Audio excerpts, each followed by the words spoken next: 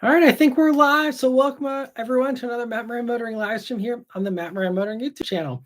Hope you're all having a great week here so far. Thanks so much for stopping by. So like all the other usual Wednesday live streams here, we're going to go for 1 hour. I'll give priority answering. Then it is a super chat or a super thanks. So as anyone who's a member there with the green usernames, they always get that priority answering. There's a link in the description there if you'd also like that as well. And also now, I believe on iOS devices, you can now do membership. So previously, I guess you couldn't sign up on an iOS device. Now you can. So also I may try out, I think there's a new way to do ads here so that I can have an ad pop up next to me without actually stopping the stream, and it doesn't take over the audio, I don't think, anymore. So I may experiment with that just to help these to, give me a few extra bucks here potentially. So we'll see how that goes, because that's one new thing that YouTube's been trying to promote. But anyway, getting into the questions here, and I see we have Still a Buster, Brian, Danny, Lanswath, and Joshua that's all stopped by. I see Joshua's pointing out we're running behind. I apologize. I was here about 2 minutes late, but yeah, I hope you guys are all having a good week so far. So Still a Buster says, hey all, car spots have been a blue Shelby Cobra, a tan Saturn Relay, a red Suzuki Cappuccino, and that was his first time seeing one in person. That's cool. Yeah, I don't know if I've actually seen a Suzuki Cappuccino. That's really sweet. And the Saturn Relay, I mean, some really rare stuff there, as well as Shelby Cobra, so very nice. And Lancelot, thanks so much for gifting 10 memberships right off the bat. I really appreciate that.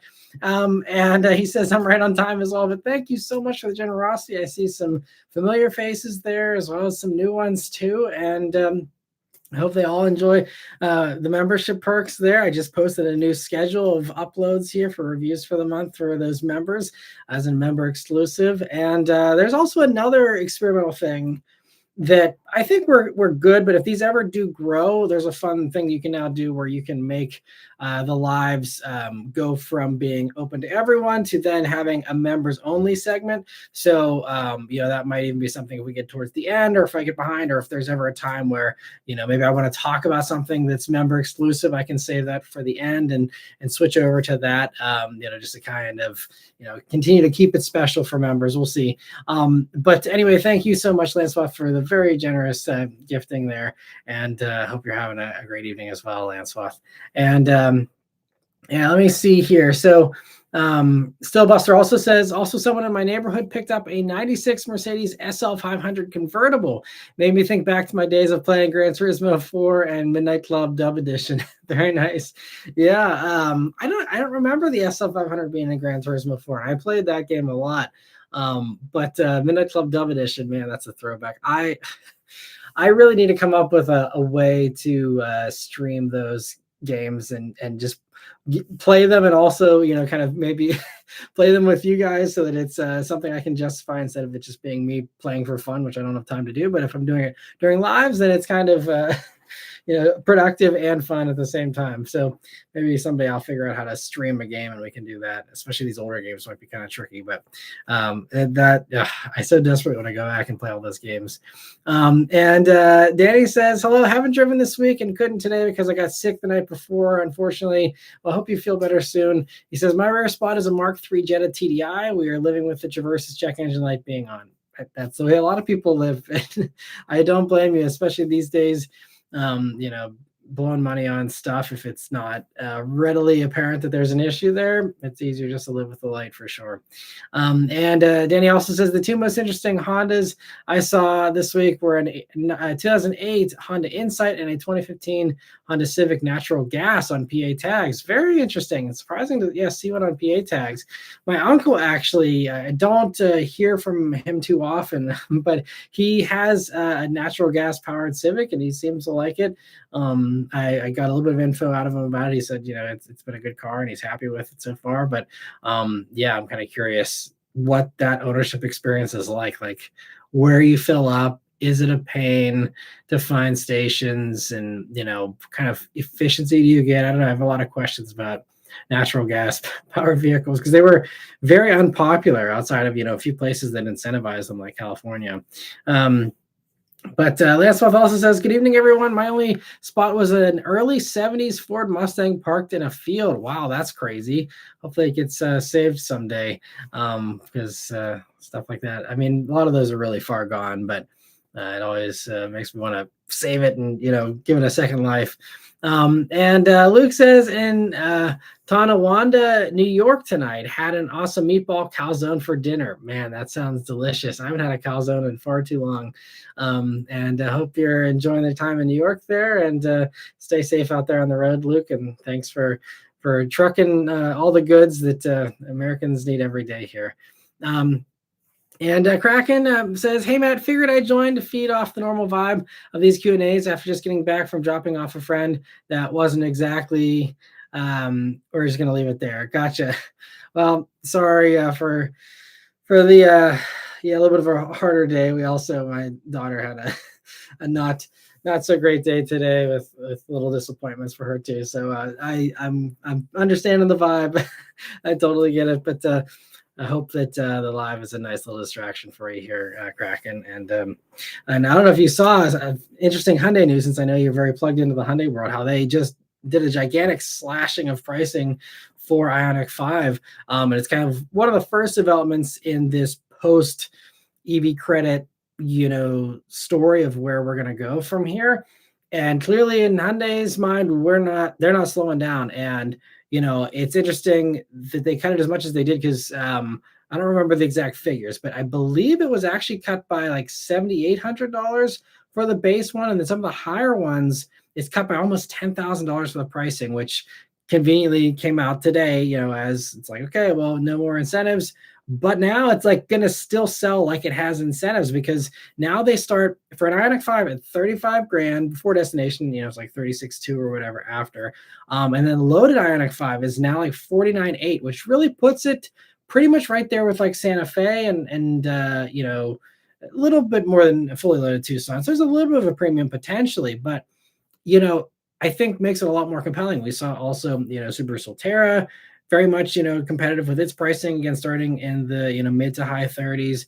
BZ, I believe, is also around that. So, I mean, I think that for some of them, the ones that at least can, wiggle, they're able to do that. And I think that's going to be the way to keep this momentum going. Now, are all companies going to be able to do that? I don't think so. And that's kind of the thing about the incentives, is it kind of, in a way, kind of leveled the playing field a little bit, so that it was able to, companies that maybe had tighter margins, that weren't able to, slash 10 grand off the car, they were able to still have a competitive price point. But clearly, companies like Hyundai and companies, like Ford and GM and others, probably can slash a good bit there. So, and again, we saw this all back when the tax credit ended again, a few years back for GM and for Tesla, and how they kind of, cut some of the prices to accommodate that. But I mean, yeah, Ioniq 5, I mean, it's the base one, rear-wheel drive, smaller battery for 35 grand. So not quite as compelling as Equinox EV, but pretty close. And it's only, I think, 2 grand more to go for the bigger battery and the, extra power for the next trim up. And, even again, it's a good buy. So, and it sounds like also Ford and GM have found a way to keep the tax credit going until the end of the year. If you lease by, they're doing the thing which has been brought up, I thought was just for customers to do, but apparently the financial arms of Ford GM are now basically putting the first month's payment on themselves and pretending like they bought the car. And then somehow I think they're going to still lease it back to the actual customer. But like, I think they did like a mass buy here of, all of their orders that are supposed to come in between now and the end of the year, and are then going to still be able to get the tax credit on some of those. So it will definitely end by the end of the year for those, but I think only GM and Ford are the only two that are trying to finagle that. So, and I mean, we saw, all the sales numbers just came out here today. I mean, really strong sales for all these EVs as everyone rushed out to get them before the deals went away. But, it gives me hope that, a lot of these, especially some of the best ones like Ioniq 5, will continue to sell really well, even beyond this. Obviously, we'll still see a dip because everyone already got them. And like a new iPhone, you don't need a new one 2 months later. You're going to see a drop off here still, I'm sure, for the rest of the year. But I think that it's going to be, for many of them, it's not going to slow down the momentum that's, been started here. But we'll see. Anyway, moving on here, Josh says, yeah, not too bad, mate. How has your week been so far? It's been pretty good so far. Keeping busy. I just filmed my review of the Audi RS3 today. stay tuned for that here. It'll be coming tomorrow. I have like no backlog right now, which is really nice because it means like everything is actually being posted roughly around when it's being filmed instead of having these 3-month backlogs that I had in years past. Yeah, drove an RS3 today. You'll see all the fun I had tomorrow, probably later tomorrow evening. But man, that car, yeah, I won't spoil the review, but it's so good and even better than it was before. So stay tuned, especially if you enjoy me getting giddy behind the wheel and having a blast in a car. That's one you're not going to want to miss. But let me see. Luke says, I don't understand who is paying these 4Runner prices. I see a good amount of them on the road. Yeah. It's a real head scratcher how anybody's buying any of these things. I mean, the average new car price is 50 grand. Does the average American have 50 grand to spend on a car? I don't think so. Not even close. Obviously the averages are skewed by, all the insanely wealthy people that are buying stuff like crazy because they're richer than ever right now. But like, it still is just, it's higher. It's certainly higher than it ever has been. And, it's going to be interesting to see, how these repo rates continue to evolve, because repos are higher already than they were during the recession. And it's not a good sign. People are skipping their car payments now, and we haven't even seen really the full effects of the tariffs yet, from a consumer standpoint. Not even close to really the tip of the iceberg so far. So, I mean, like, there's a lot more to come. And if people are already at the point where they're having to skip car payments, it's kind of the American way of, buying more than you need, indulging on these kinds of things, and, not being the most financially conservative, I'd say. So there's probably some of that going on. I think also with 4Runners, people are hoping that 4Runner values will be very much what they have been in the past. Now there's a new motor, it's a whole new generation. So I don't think that's super guaranteed, but it's, a reasonably safe bet that 4Runner values will stay very strong. So I think a lot of people go into buying 4Runners and Tacomas as well with this mentality of, okay, well, this is an investment. I'm paying more upfront, but it's going to hold its value. And then when I go to trade it in, I'm going to come out ahead compared to, buying, take your pick of some other thing, Honda Passport or anything else that depreciates faster. And some people are just, I'm going to pay that up front instead. And I think also the one thing I'll say about 4Runners in particular, it doesn't really apply to other vehicles, but with 4Runners, I think there was a lot of pent up demand. Online, we hear everyone saying, oh, it sucks, it's terrible. No one, as far as buyers go, supposing, well, I'm keeping my old one. I don't want all this new tech, and I don't want this new engine, and I don't want this and that and the other. But I think, the silent majority, they were ready for a new 4Runner. And I think Toyota knows this. That's why they introduced one, not just because they felt they had to, but because, they very much, do a ton of expensive surveys and, really trying to figure out who their customers are, what they want, what they need. And, I think Toyota knew it was time for a new one, and people, the majority were ready for a new one. And I think, whenever you've had the same thing for 10 years now for 4Runner, maybe even longer, you had a lot of people that were itching for something new and something really new, not just, a new special paint color and some new stickers. Like, they wanted an actual next generation. And I think there was a lot of people on the sidelines for years that were like, I really love my 4Runner, but, I wish I had a decent infotainment. I wish, it didn't drive super rough. I wish, I had this, that, whatever, take your pick. And I think, they did all that stuff. You can now get cooled seats, you can, all these things. And I think that probably got a lot of people off the sidelines, a lot more people than, was expected. And I mean, I don't even know, like, there's even one person in my neighborhood here who had the last generation here, 4Runner Limited.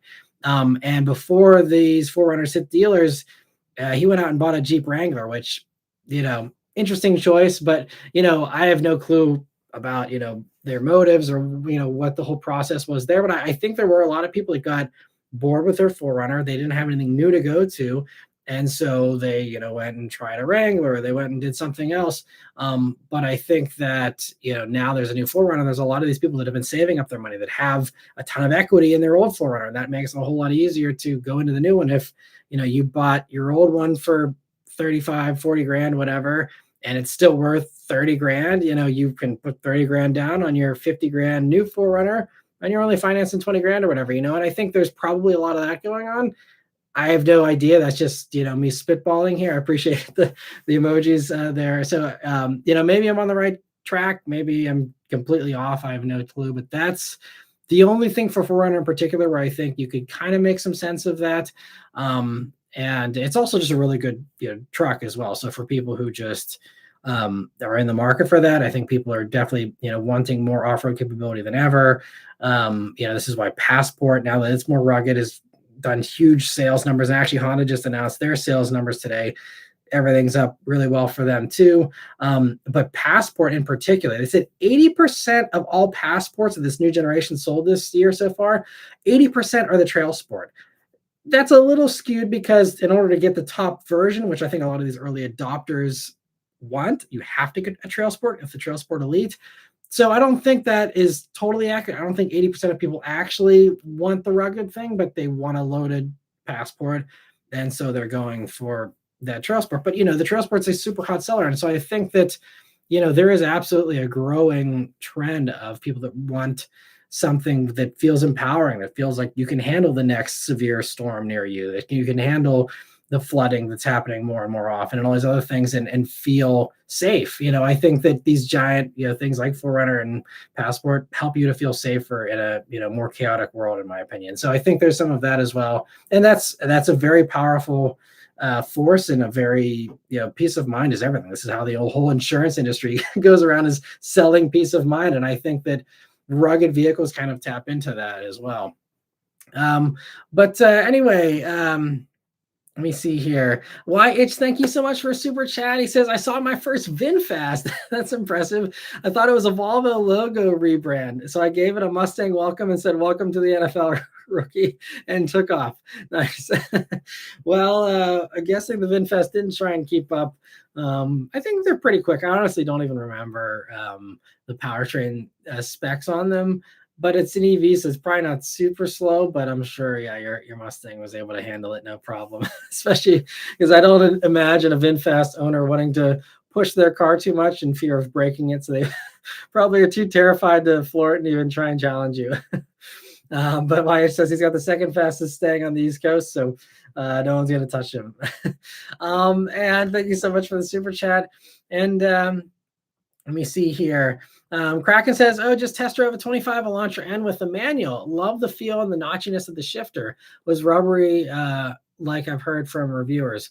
Yeah, I mean, it's pretty good. Like I've said just a couple months ago when I did the Elantra N again, it's not the best shifter in the industry, but it's not the worst either. And I think it's also, not far off from the Hondas, and it's really well done.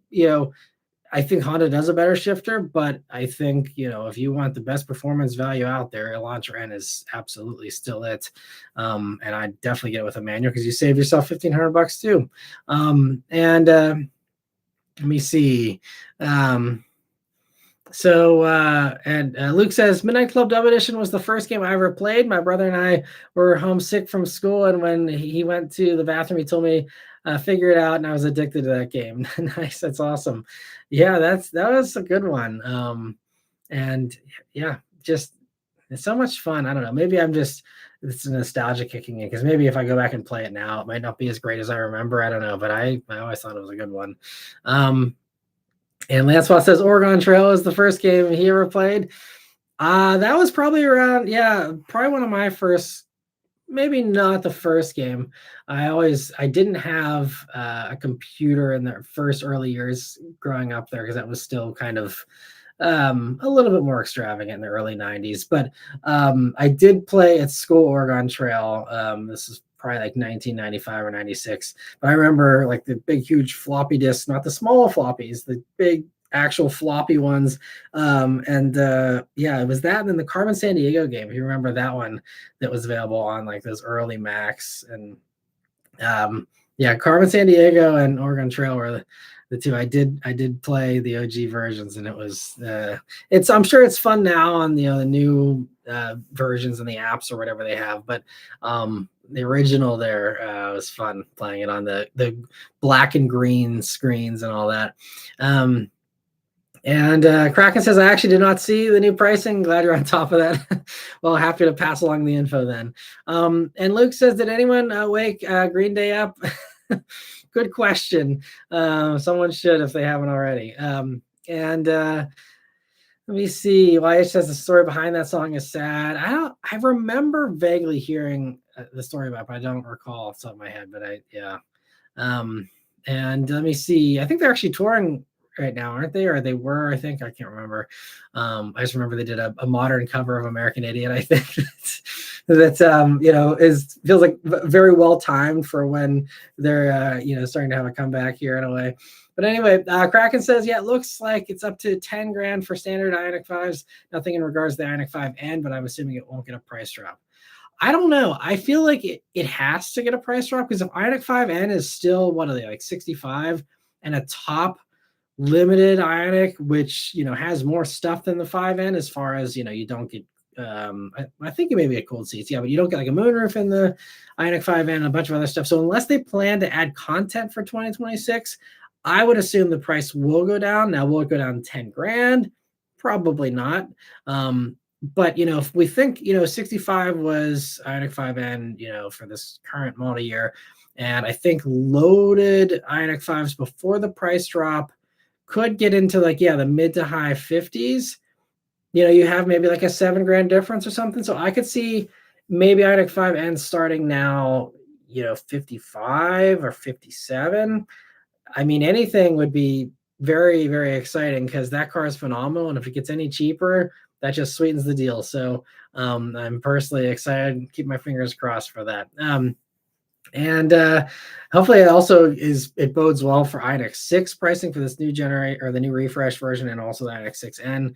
I'm excited for all that too. But let me see. Joshua says, when I was in England visiting family a couple of weeks ago, I saw a BYD Seal, great cars, as well as the new Renault 5 EV. Oh, I'm jealous. Those look so cool, at least in pictures. I'm sure it looks awesome in person too. Glad that they're actually out in the wild and being driven. And yeah, BYD seems interesting. And it'll be interesting to see. Canada is talking about possibly opening up their car market to the Chinese cars, in which case we'll see a lot of them in America pretty shortly after that. Because I mean, especially around here, I see a ton of Ontario plates. I see less this year, thanks to ICE, than I have in past years. But we're only 4 hours from Toronto, so I mean, I'd be curious if I start seeing BYDs. It'll be fun. But yeah, Canada's talking about doing that in exchange for helping their farmers, and the fact that the entire U.S. auto industry unfortunately walked away from them due to the tariffs and stuff. So I mean, yeah, I think it makes sense for Canada, and it'd be interesting to see how that works in North America. And yeah, I'm curious to see. I don't know. I'm still very conflicted about Chinese EVs, but yeah, we'll have to give that some more time to marinate. But Fook says the semi truck I drive at work is compressed natural gas. Torque is less than diesel, but not that bad most of the time. Long haul and in cities, the high pressure system always makes me nervous, though. Interesting. I didn't know. I knew some trucks did that, but I didn't realize there was that many. That's cool. I mean, high pressure, I can understand that being kind of a nerve-wracking thing. But, there's the hydrogen stuff too that's also high pressure, and those tanks are very much, over-engineered to be very, very safe so that you don't have anything, bad happen. So hopefully it's all top-notch stuff and you'll be good there. But that's interesting. Thanks for sharing a little bit of insight there. So one other follow-up question, if you don't mind, Fook, for later. Are there a lot of stations? Because I don't pay attention to it at like truck stops and stuff. Do they all have compressed natural gas fill-ups, or do you have to are they a little bit fewer and far between for those fuel pumps? Or that's the part that I'm curious about, is what is the fueling network like for that? Yeah, let me see. And Kraken says, my friends lost it, and the offer is still open to drive Kraken. I appreciate the offer. Yeah, it'd be fun to drive someday. We'll see if I can get out there to start doing some more privately owned vehicles. We'll see what happens this month. I'm really still trying to be super picky with the cars that I review. And even used stuff. There's some used stuff, and if you saw the member post from earlier today, there's the one that I've picked to do here for next week. But there's not a ton of stuff. Sometimes even with I've over at this point like almost 1,400 used cars to pick from and sift through. There's sometimes where I still don't love any of them to the point where I think it's going to be a good hit or something that's a safe bet. And so I'm gonna see. It's the thing with some people. It's also really hard is the fact that I usually try and keep that stuff to normal weekdays, and a lot of people only have free time on the weekends, obviously because they're working. And so that's always been a little bit of a mismatch. That's kind of held up some of the other cars that are reviewed, where it's like I really don't want to take a day away from the family and go meet up with someone on a Saturday, but that's the only day that works for them, And so there's some of that that's kind of held up some of those reviews as well. So I'm going to see if I can figure it out here before things get too cold. We'll see. And TFI says the RS3 sounds so good. Canada just got the latest gen. Nice. Yeah. It does sound very good. Although I was surprised. I recorded I haven't done this in a long time, but I recorded an audio clip on the outside of Startup and Revs. It only lets you go to $4,000, but it doesn't actually have that much bark on the outside. And I'm just kind of surprised because it's pretty loud on the inside. And when you're driving, there even can be a little bit of drone sometimes if you're in the loudest setting. But on the outside, at least, again, just those revs and stationary, it's really actually pretty quiet and quieter than I thought. So I filmed the startup and the revs, but I don't even know if it's worth including in the video because I mean, maybe people would comment on it and like be like, why is it so quiet? But I was like, oh, this is gonna be a nice sound clip. And then I came home and like reviewed the footage. I'm like, oh, that actually doesn't sound as awesome as I thought it would. Inside, it sounds phenomenal, and you'll enjoy plenty of that again in the review tomorrow. But yeah, I don't know if they've changed something with the exhaust here. I know they changed the way the flaps open and the logic for that. So maybe just park the revs don't open up the flaps enough to really get the bark out of it that you're looking for. That could be the only possible answer that I can come up with. But yeah, it's interesting. Because I think there's others, like the F-Type got quieter, I think, in its last few years, due to the particulate filters that they put on those that also just came here anyway with those filters on, even though it was a Europe only thing. And there's some other stuff, I guess. I wonder if that's what was going on there or not. I don't know. But anyway, B. Mitchell says, from what it sounds like with the extended tax credit that Ford and GM considered their dealers' inventory as being sold, so not totally out of line since the dealers pay a holdback on each one. Gotcha. Okay, so yeah, and I think dealers had to choose to do it. So I don't think all dealers are going to do it. So it's going to be very much a patchwork kind of thing. So definitely not something to bank on by any means. Obviously, the ship has sailed at this point. So if they're looking for a deal, go for the Hyundai or one of the others. If Ford and GM aren't able to pull it off in wide scale fashion. But yeah, it's interesting how they're trying to work it for as long as they can. And Anthony, thanks for stopping by. And Jordan says, first game I ever played was Tomb Raider on PC. Nice. I played Tomb Raider on PS1, and I don't know if that came before or after the PC version. But yeah, that was a fun game. And Steve says, how reliable do you think all these new turbocharged Toyota engines will be? I think they'll be very reliable. Now, I know with some of the more recent Toyota engines, they got off to a rough start. Tundra had some early issues that I believe, I haven't stayed super up to date on all this stuff, but I believe the engine issues with Tundra were related to debris on the production line that was just for a specific batch, and they've all been, covered under warranty or whatever, and that was it. I think maybe there's been other things. I don't think there's anything that's been super widespread. And then as far as Tundra, I don't think I've heard of any issues really with those for that engine. That motor, again, it's going in all the other stuff. It's in all their crossovers. It's, going to be everywhere. And, here's the thing with especially Toyota, above any other car company on the planet, they know people are buying their cars for reliability. Like that is very high up on the ranking of reasons why people buy a Toyota. Toyota knows this, and they know that might not be the end all be all of their company, but is extremely important. And as a result, they really want to make sure that one, their customers have a good experience, but also that two, they don't get buried in warranty claims. And this is kind of my knee-jerk defense to anyone that complains about Hyundai and Kia reliability. If they all were blowing up, the company would go out of business. You can't have a 10-year powertrain warranty and then be doing warranty replacements on every single motor that goes out the door.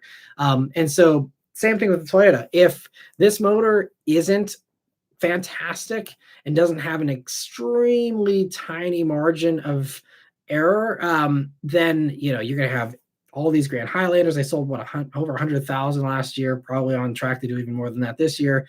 You got a ton of TXs. You have all these Tacomas. You have, it's in NX, it's in RX. It's the amount of, that if you're talking about the 2.4 liter, the amount of vehicles with that 2.4 liter turbo motor already out in the wild has got to be over 500,000, probably over 1 million, honestly, especially if we're talking globally. And I think by now you probably would have started to see some issues, because I'm sure there's some people that are starting to do high mileage in them and starting to discover, some of the weak points, if there are any weak points. And the thing also, especially about the one that's in Tacoma, and I believe it's also it extends to any of the other trucks, especially 4Runner stuff, but that 2.4 liter that's in Tacoma, not only does it pass, I heard this straight from being 6 feet away from the chief powertrain engineer for Tacoma on the Tacoma launch. He's like, not only did this engine pass all of the very high standards that Toyota has as far as durability testing, running it on an engine dyno for however many zillions of hours, but also it passed their commercial testing, which is a whole nother level of testing even beyond that, which is, extra heavy duty, extra abuse, extra high miles. And it passed that. So it is a commercial grade motor in the Tacoma.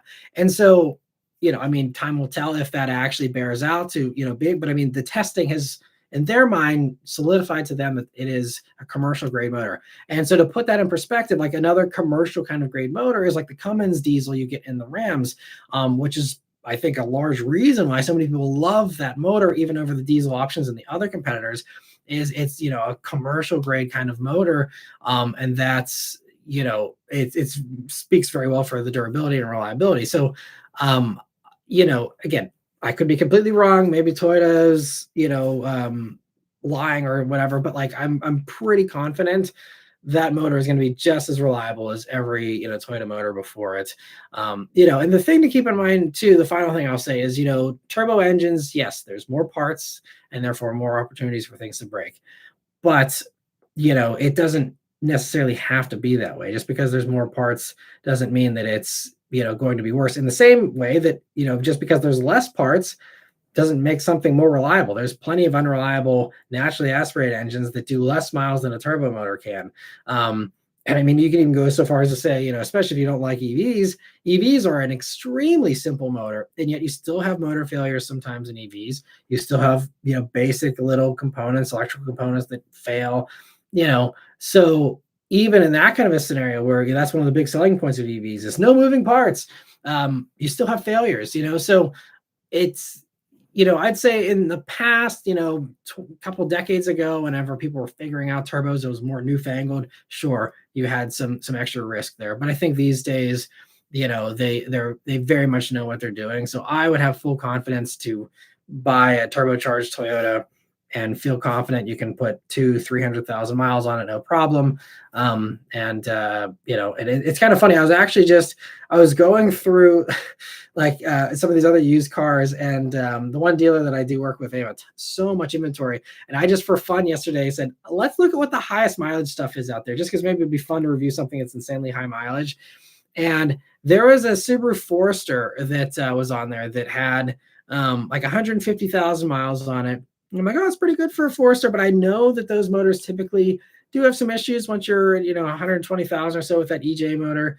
Or I guess that's the because this was, I think, the prior or 2 generations ago, Forester. But anyway, I looked on the Carfax for this thing, and at 40 some thousand miles, it was like short block replaced.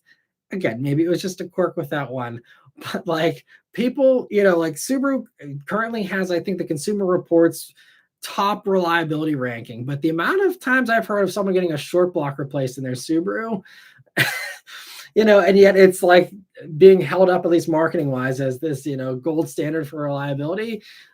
I think, that's a non-turbo motor that was in that. Yeah, I mean, there's plenty of bad motors. I don't think a turbo is gonna, soil the reputation of Toyota, and they wouldn't let it. That's, again, there would be heads rolling if if someone royally screwed up their most widespread motor that people were really banking on it being a solid motor. That would be very, very bad. So I don't think that's going to be an issue. But sorry for the long answer. But yeah, good question. I appreciate it. And YH says Need for Speed Underground 2 was the best, in my opinion, and Need for Speed Porsche Unleashed was my first car video game. Nice. I remember Porsche Unleashed. That was a fun one. And Underground 2 was, that was one of my favorites as well. And I'm sure, especially you like it, because I feel like you're living Underground 2 essentially right now. It sounds like you're rolling up to people and like challenging them in your Mustang and ripping around the city or whatever. But yeah, Porsche Unleashed was one that I think didn't get a lot of attention, but that was a fun one. My first Need for Speed game was actually the second one. I wasn't quite old enough to catch the first one before it went away, whenever it was Road and Track presents the Need for Speed. But Need for Speed 2 is the first one. And I remember sleepovers, staying up late, playing that game and just having a blast. And oh man, good times. And let me see. And Lancelot remembers the old games there on the computer. And Hamza says, I'm strongly considering buying my wife a 2025 Mitsubishi Outlander gasser. Good idea or not? I think it's definitely a better idea over getting the Rogue that it's based on. You get the longer warranty. You still get the smoother, in my opinion, regular naturally aspirated engine instead of the turbo 3-cylinder you get in the Rogue now. Outlander is great. I think it's very underappreciated. There's some pros and cons to it. I think it has one of the nicest interiors. I really love the seats, at least for my back, are like some of the best seats in the industry, honestly, with just the way they were sculpted and stuff. Excuse me. And it handles great. It drives great. And the CVT, it's been a while since I think I did the Outlander, because I did a plug-in hybrid, then I did the regular one, I think just this past year or so. The CVT is fine. It's nothing super impressive, but it's totally fine. I wouldn't say it's my favorite in the segment, the Outlander, but especially if you value that long warranty and you don't want to go for the Hyundai or the Kia, which would argue are probably a little more compelling in some ways. But I still think my favorite in that segment is CRV. Honestly, it drives the best. It's one of the most durable ones, one of the most spacious ones, one of the best executed. But I think Outlander is still really good. So I don't know what else you've cross-shopped, if you cross-shop anything, or what all your considerations are. But if you'd like to talk more, I do also do one-on-one consulting now. So if you want to do a quick chat, I'll be more than happy to kind of talk through if you have any other ideas or options or whatever. I'm able to kind of hone in a little bit more there. But without any context, I can say Outlander is very much a nice crossover, in my opinion.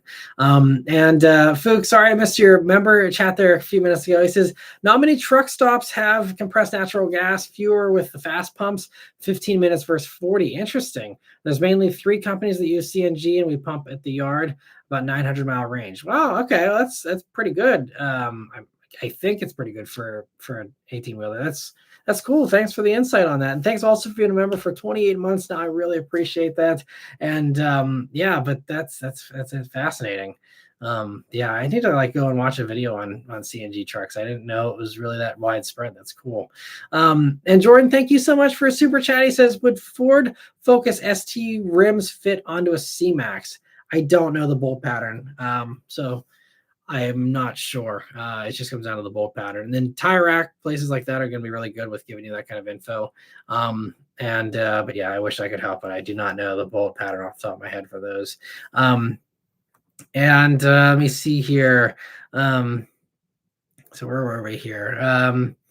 So TFI says, I haven't played Midnight Club for more than 10 minutes at a friend's house. I also missed out on the Need for Speed Most Wanted and Carbon. Oh man, those were 2 good ones. Carbon Carbon's pretty good. I think it was launched, like I think like the year after Tokyo Drift. So, it kind of very much fit into all that hype. So I think Carbon was more exciting back then than it is maybe these days.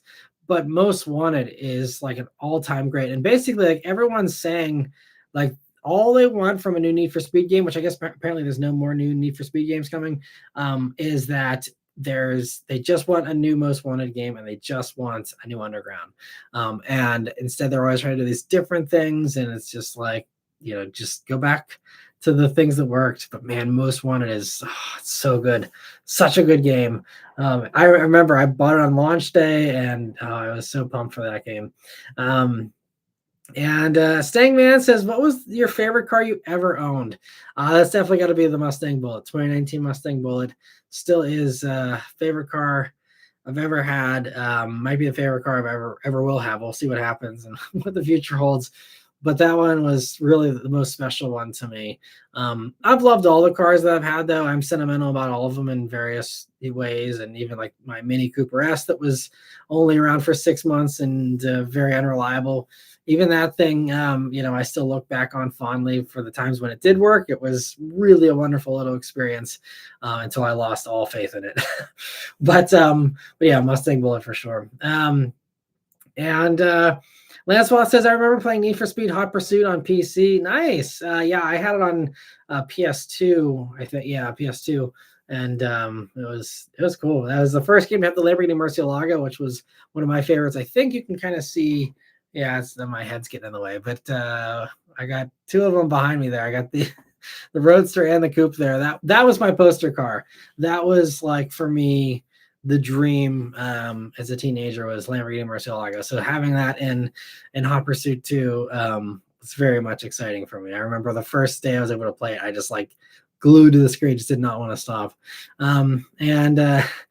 Vedexity says, let's turn onto this back road here. Yep, you will hear that tomorrow as I tear it up in the RS3. Navy Mitchell says, you're correct. With the dealers playing with Ford and GM, as my Ford dealer are saying no dice to any EVs in his stock, but he will honor a customer order. Interesting. Okay. It's curious that you're getting the info from the dealer there about that. I guess, and you're hooked up with them pretty well. But I think also, I'm sure some dealers just burned out with all the hoops you got to jump through, and the loopholes, and just all the stuff to make these things work. I'm sure a lot of them are just welcoming a return to regular deals, regular pricing. Just this is the price. This is our margin.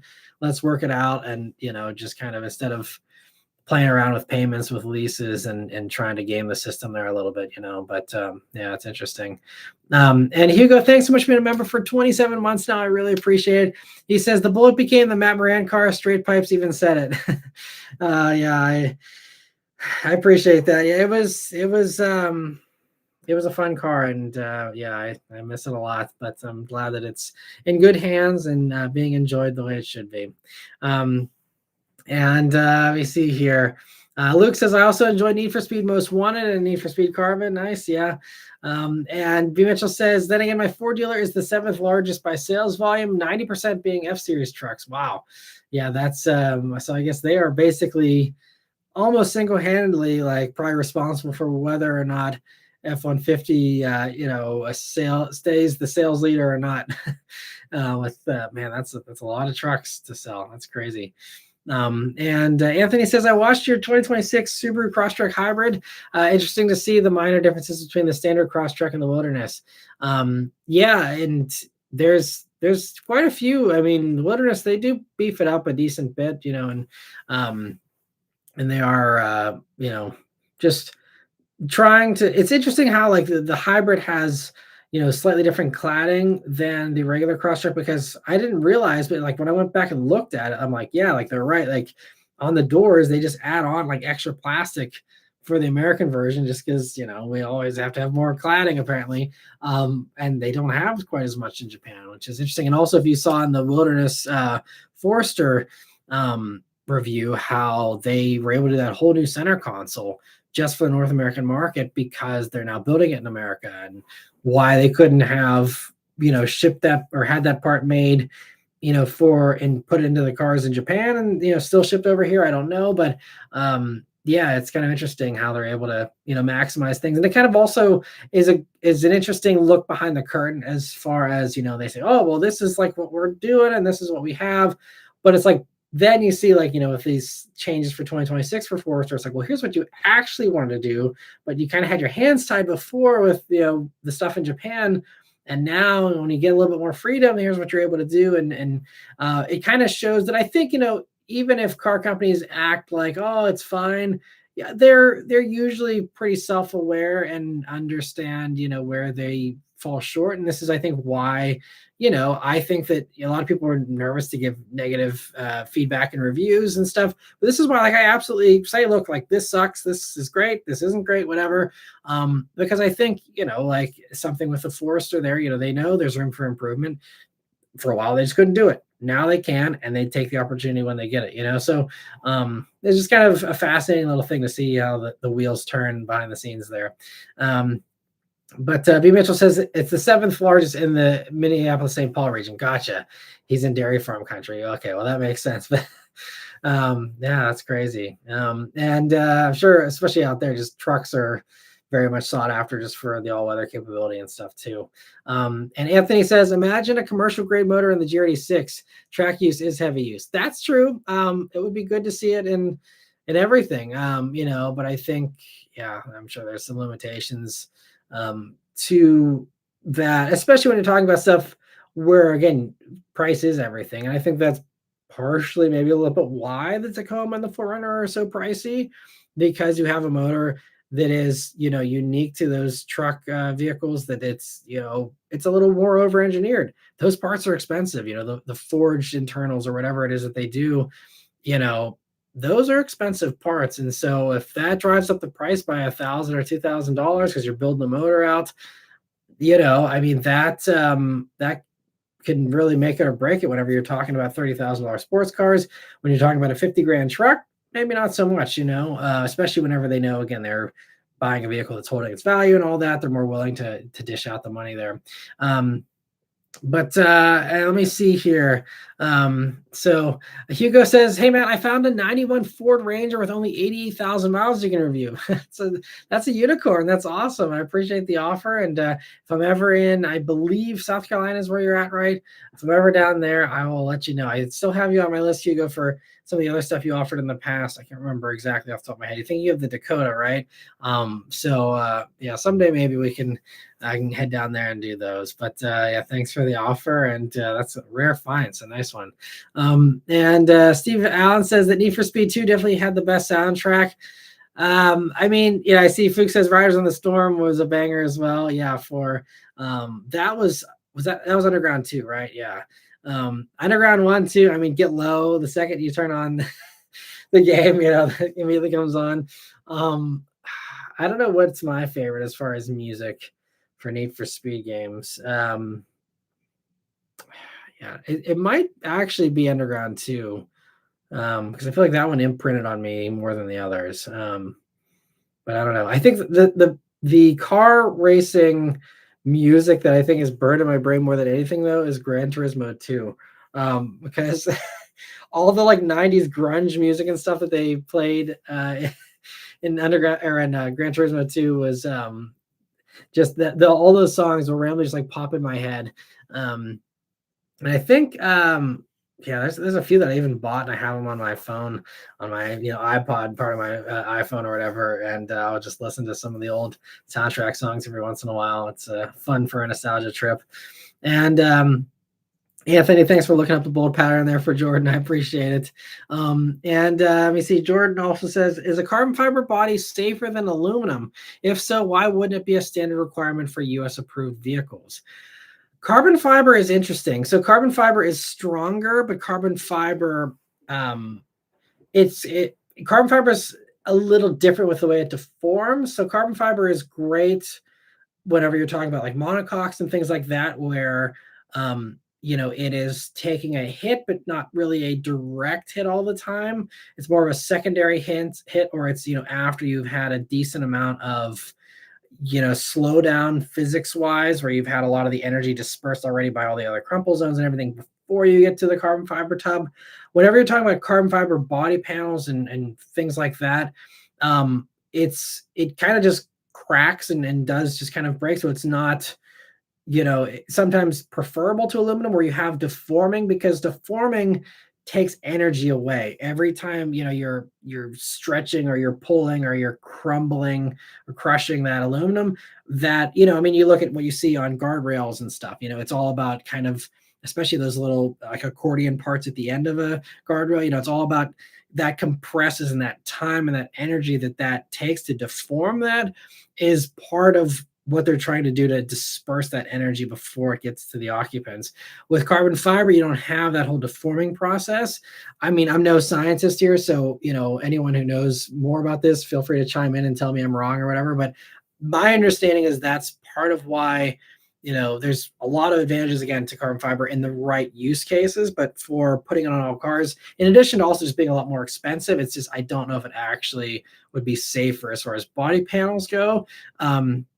Obviously minor hits it would be, but whenever we're talking about the kind of crash testing stuff you see, I don't know if it actually would have an advantage or it might be at a disadvantage.